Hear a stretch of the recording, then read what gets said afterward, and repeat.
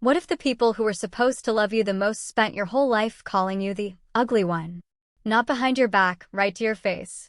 At every birthday party, every holiday gathering, every single family dinner where the food was cold, but the insults were hot. They'd laugh and say it like it was just a joke, but those words cut deep and stuck with you for years.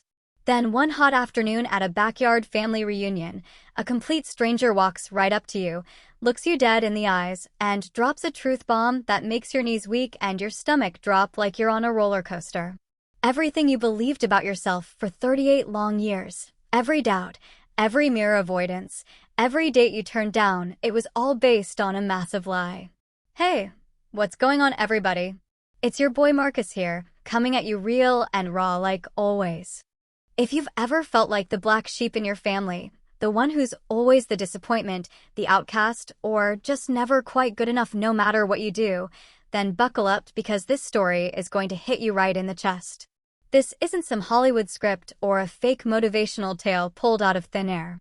This is what actually happened to me, a regular guy from a regular American town, working a regular job, dealing with regular struggles. And the wild part. The truth that exploded out that day didn't just free me up, it blew up my entire family's fake little world.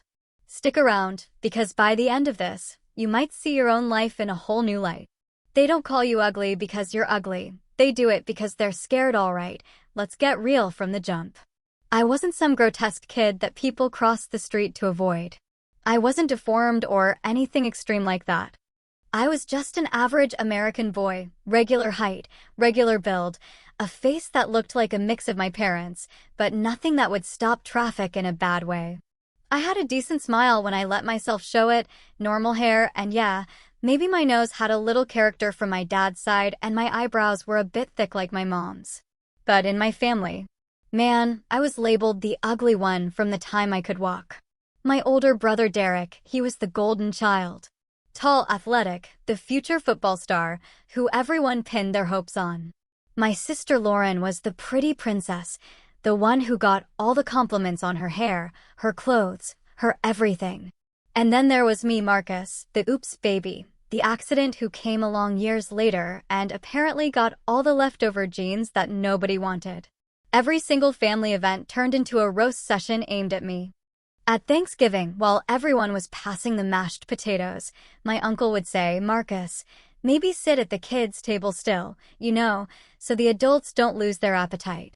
At Christmas, my own mom would chuckle and go, don't smile too big in the family photo, honey, your face looks funny when you do that. Birthdays. Forget it. They'd buy me gag gifts like mirrors with funny filters or acne cream even when I didn't have acne. I started believing every word. By the time I hit 16, I was dodging mirrors like they were cursed. I'd wear hoodies even in the summer to hide my face. In high school, when girls would show any interest, I'd shut it down fast. Nah, she's just being nice. I'm the ugly one, remember. By 25, I was a pro at self-sabotage. Turned down promotions at work because who wants an ugly guy representing the team? Skipped family vacations because I didn't want more comments. It was exhausting, man. Here's the bold truth that most families will never admit out loud, but deep down you know it's happening in households all across America. They label one kid the ugly one, or the dumb one, or the fat one, not because it's true, but because it makes the others feel better about themselves. It's a sick little system of control and comparison. By putting you down, they lift everyone else up. It's not about your actual looks.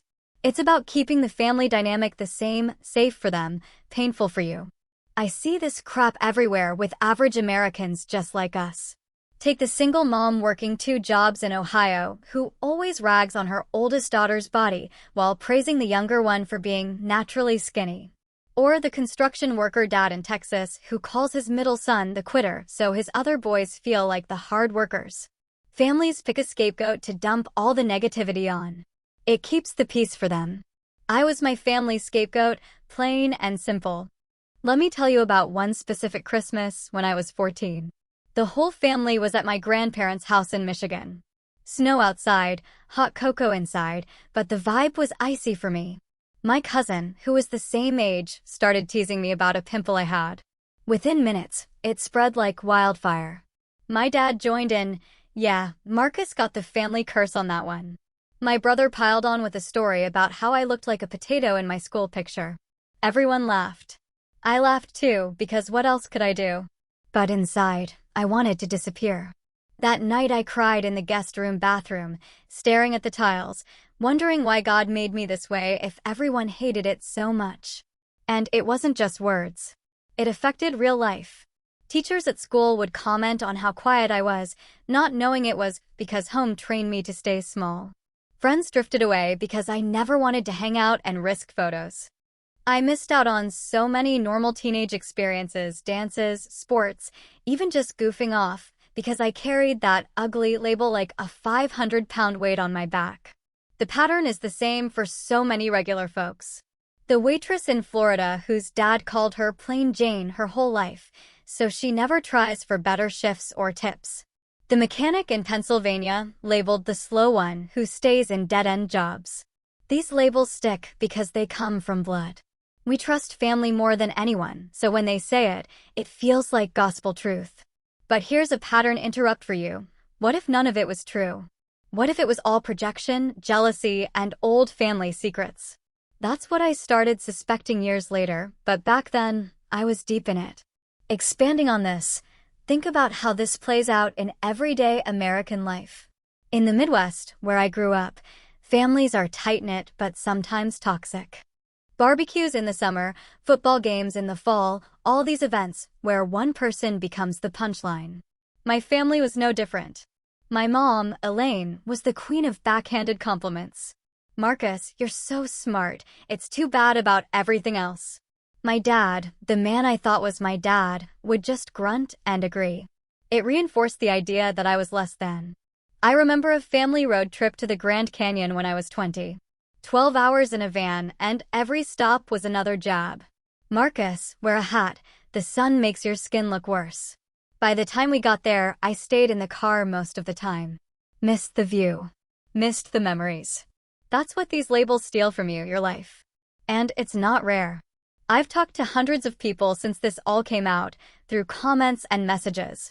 The truck driver from Alabama who was called the runt. The nurse from California labeled the plain one. Average Americans carrying invisible scars from dinner table talk. It's time we call it what it is, emotional abuse disguised as family humor. Let me share another detailed story. When I was 22, I tried dating for the first time seriously. Her name was Sarah, a sweet girl who worked at the local diner. We hit it off. But when I brought her to a family picnic, the comments started. My sister pulled her aside. You're pretty enough for both of you, I guess. Sarah laughed it off at first, but it planted seeds. We broke up 2 months later. She said she felt like she was dating someone with no confidence. That label was killing my chances at love, at happiness, at everything normal. This point goes deep because it's the foundation. Families do this to maintain power. The ugly one keeps the pretty ones feeling superior. The dumb one makes the others the geniuses. It's a hierarchy built on lies. And for average folks like us, not celebrities, not influencers, just people grinding, it hits harder because we don't have money or fame to cushion the blows. I could talk for hours on all the ways this showed up. The school photos I was cropped out of. The family Christmas cards where I was in the back row, blurred. The weddings where I was seated with kids. Each one chipped away at me until I was a shell. But the big realization came later. They weren't seeing me. They were seeing their own fears reflected in me. Scared of aging, scared of imperfection, scared of their own secrets. That's why they attacked. The family reunion bomb that changed everything. Now we get to the heart of it. That sweltering summer day last year at my uncle's lake house in Ohio. It was one of those classic American family reunions. About 80 people crammed into a big backyard, grills smoking with burgers and hot dogs, kids running around with water guns, coolers full of cheap beer and soda, lawn chairs everywhere, and that humid heat making everything sticky. I was trying my usual strategy, stay by the grill, flip burgers for people, keep my head down, and avoid the group photos. That's when she appeared. This older black woman, maybe in her 60s, with warm eyes, gray streaks in her hair, and a serious but kind face. She wasn't family I recognized. She walked straight through the crowd like she had a mission, right up to me. "You're Marcus, right? Elaine's youngest boy." I nodded, a bit confused. "Yeah, that's me." She glanced around to make sure no one was eavesdropping, then leaned in close. "Honey, I've been carrying this for a long time. They've been lying to you your whole life. You look just like your real daddy." My heart stopped. The burger I was flipping nearly fell. "Excuse me. What are you talking about?" She didn't sugarcoat it. She told me the whole story. Back in 1986, my mom had a passionate affair with a man named Raymond. He was tall, athletic, charismatic, with a strong jaw and kind eyes, the kind of guy who turned heads. I was conceived during that time. My dad knew from the beginning that I wasn't biologically his. That's why the coldness. That's why the jokes. That's why I never felt like I fit in the family puzzle, because I literally didn't belong to that side. The woman was Raymond's sister, Aunt Gloria. She had found out about the reunion through mutual friends and decided it was time. She pulled out her phone and showed me old photos. One glance and it hit me like a truck. My eyes, those were his eyes. My smile lines, the shape of my hands, even the way my shoulders sat. It was undeniable. I wasn't the ugly mistake. I was the son of a man who was considered handsome and respected in his community. Tears welled up right there by the grill. People were chatting and laughing around us, completely unaware that my world was exploding. Gloria hugged me quick and said, "You deserve to know. Don't let them dim your light anymore." Then she slipped away into the crowd before my family noticed. I spent the rest of the reunion in a daze. When my dad made his usual crack about my looks during the group toast, I didn't laugh. I just stared. For the first time, I saw the guilt in his eyes. He knew. They all knew on some level. That night, back at my apartment, I sat on the edge of my bed replaying every insult. Every ugly comment was really about hiding an affair, hiding shame, hiding the truth. My mom's coldness, guilt, my brother's superiority, covering for the family secret. It all clicked. I reached out to Gloria the next day. We talked for hours on the phone. She told me stories about Raymond, how he was a hardworking man, a veteran, someone who loved deeply, but the timing with my mom was wrong. He passed away a few years back, but he had wondered about me. She sent more photos, even a letter he wrote once expressing regret. This revelation didn't fix everything overnight, but it cracked the cage I'd been in. I started researching DNA tests that same week. Results confirmed it 99.9%. I wasn't who they said I was. Imagine that for a second, living decades thinking you're defective, only to learn it was all smoke and mirrors. That's what happened at that reunion. One stranger, one conversation, and my entire identity shifted. I'll never forget the look on my mom's face when I confronted her a week later. She cried, admitted it, but tried to justify. "We thought it was best not to tell you." Best for who? Not for me, that's for sure. This point alone could take an hour because the emotions run so deep. The anger, the relief, the confusion, it all mixed together. But the key takeaway: secrets in families don't stay buried forever. They leak out, often at the worst or best times. Why average Americans stay trapped by family lies? Let's talk about the bigger picture that affects millions of regular Americans. Most of us aren't rich or famous. We're the ones clocking in at factories, driving trucks across states, teaching kids in underfunded schools, or flipping burgers to make ends meet. And too many of us let our family's words become our lifelong identity. We carry those labels like tattoos we didn't ask for. I got cousins still walking around believing they're the dumb one at age 45, passing up opportunities because that's not for people like me. Friends who think they're the fat one and yo-yo diet their whole lives instead of addressing the real emotional wounds. It's a trap. Why do we stay trapped? Because family is supposed to be your safe place. When they say you're ugly, dumb, worthless, it feels like truth from the source. We don't question it. We internalize it. Real-life example from my circle, my buddy Tony, a regular guy who worked construction like his old man. His dad called him the quitter since he was a kid. Dropped out of one sport. Quitter. Changed jobs. Quitter. Tony believed it so much he stayed in a soul-crushing job for 15 years, barely making rent, unhappy in his marriage. Then his grandma spilled the beans one Thanksgiving. Tony's dad got dishonorably discharged from the army for quitting during basic training. The old man was projecting his own failure onto his son. Tony quit that dead-end job the following Monday. Started a pressure washing business with a second-hand rig. Hustled weekends and evenings. Last year, he cleared over 6 figures. Bought a house. His confidence skyrocketed. The label was never true, it was his dad's shame. Another example, my coworker Lisa at the warehouse. Labeled the plain one by her sisters. She avoided makeup, nice clothes, anything that might make her stand out. Missed out on leadership roles because she thought she wasn't presentable. After hearing my story, she got a DNA test on a whim and learned her dad wasn't her bio dad either. Different story, same pain. She started dressing up, got a better job, and met a good man. These stories are everywhere in America, from small towns in the South to suburbs in the North. Families lie to protect themselves. Jealousy, control, shame from past generations. Your aunt calls you lazy because she regrets not chasing her dreams. Your uncle says you're ugly because you look like the man who left his sister. I could list dozens more. The veteran labeled weak who now inspires others. The teacher called plain who became a beauty influencer later in life. Average people breaking free. The danger is staying trapped. It leads to depression, bad relationships, unfulfilled potential. But once you see the pattern, you can't unsee it. How to stop being the family scapegoat, so how do you actually break free? I'm not gonna give you fluffy advice.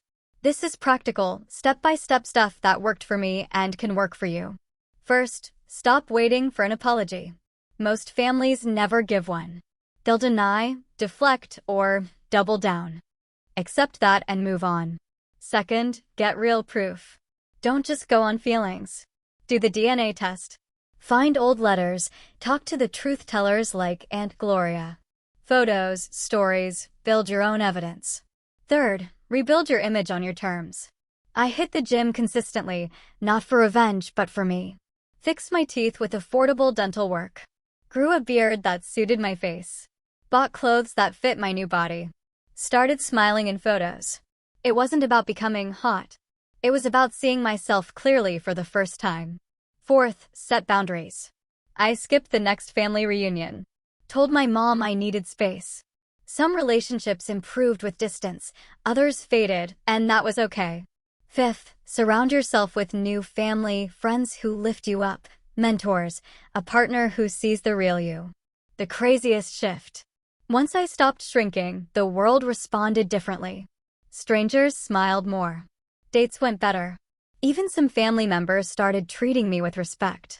I wasn't the ugly one anymore. I was Marcus, confident, capable, free. The real victory isn't winning the genetic lottery or getting everyone to admit they were wrong. It's refusing to let broken, scared people define your worth. You might be the scapegoat in their storybook, but you hold the pen for the next chapters. I went from hiding my face to posting videos like this without shame. From expecting rejection to building real love.